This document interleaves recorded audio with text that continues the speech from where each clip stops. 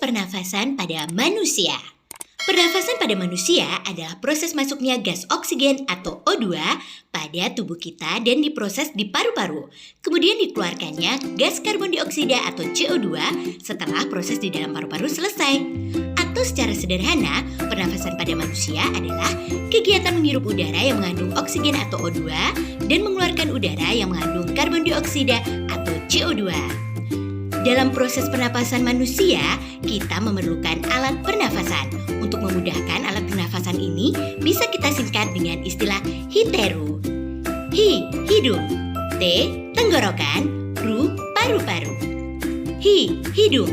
Perjalanan udara memasuki paru-paru dimulai ketika udara melalui hidung. Di lubang hidung, udara disaring oleh rambut-rambut halus. T, tenggorokan. Setelah melalui rongga hidung, udara akan melewati tenggorokan sebelum menuju paru-paru. Di tenggorokan, udara melewati saluran yaitu faring, laring, dan trakea. Ru, paru-paru. Setelah di tenggorokan, udara akan menuju paru-paru. Namun sebelum diproses di paru-paru, udara akan melewati saluran yang bercabang dua. Kedua cabang tersebut dinamakan bronkus. Setiap bronkus terhubung dengan paru-paru sebelah kanan dan sebelah kiri. Bronkus bercabang-cabang lagi. Cabang yang terkecil disebut dengan bronkeolus. Bronkeolus bermuara pada alveolus. Alveolus berfungsi sebagai pertukaran gas karbon dioksida dan uap air dengan oksigen. Setiap kamu bernafas, udara segar yang mengandung oksigen masuk ke paru-paru. Oksigen itu kemudian akan dialirkan ke seluruh tubuh melalui pembuluh darah.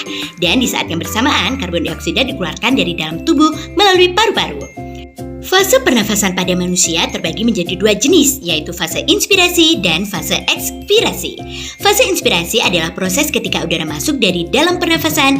Inspirasi terjadi pada saat kita menghirup udara. Fase ekspirasi adalah proses ketika udara keluar dari saluran pernafasan.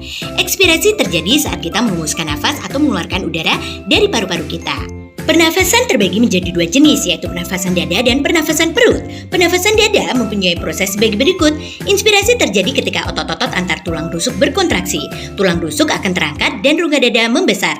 Tekanan rongga dada menurun sehingga terjadi aliran udara dari lingkungan ke dalam saluran pernafasan. Ekspirasi terjadi ketika otot antar tulang rusuk mengendur atau disebut relaksasi yang menyebabkan mengecilnya rongga dada. Pernafasan perut. Selama inspirasi, otot diafragma berkontraksi sehingga posisi permukaan diafragma menjadi mendatar. Akibatnya, volume rongga dada dan paru-paru membesar.